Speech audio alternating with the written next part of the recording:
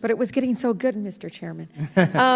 Ms. O'Leary, thank you so much for being here, and I want to give you majority of the time because I read on February 1st, Juul came before your health committee of your tribe, and they was proposing the product and so forth. But one of the things I would love for you to talk about is, the statement that they said is that quote the letter.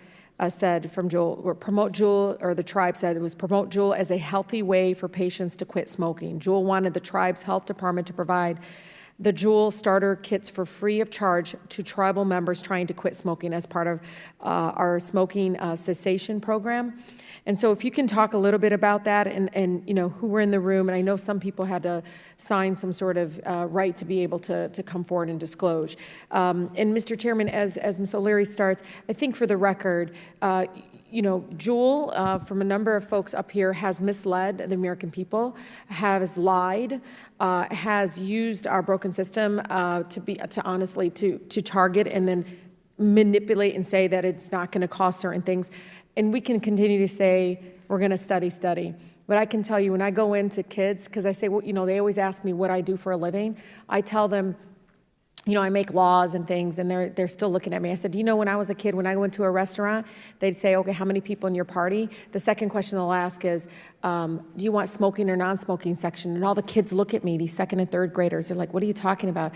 I said, yeah, they used to smoke in restaurants. No way. Mm-hmm. Oh, they used to smoke on airplanes. In hospitals. Ew. And it's like these kids are like, though, that's crazy, but they used to gaslight us to believe that secondhand smoking wasn't killing us. And I'm not going to sit here and allow this committee to be used by anybody, even from the other side, to say that e-cigarettes, vaping, Juul is not killing our people. It's leading to health harms, leading to addictions that are going to hurt people. So with that, I'm so sorry, Ms. O'Leary. You can have the rest of my time. I really do want to put it in the record what they did in your tribe. I share your passion. Thank you for your comments. So what happened was when they came, it was in front of initially the tribal council, and that's when they handed out free product to our decision makers. Free product. And we have council members now who are regular users of Juul. When it initiated that at that meeting, they were then rerouted back to the correct process, which is through the committee level of the tribal government system. So they went to the health committee, and at that meeting, that's when they made those claims of less harm and smoking cessation. And I'll reiterate that that's not allowed. They cannot claim smoking cessation or less harm at this point. I also want to say that there's been a lot of questions about.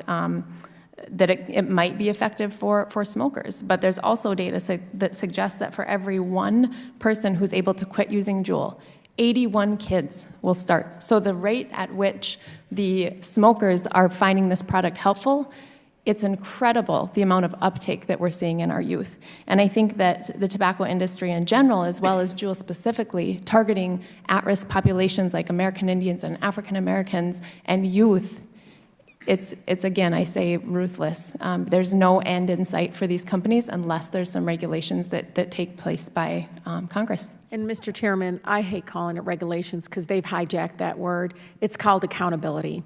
Thank you.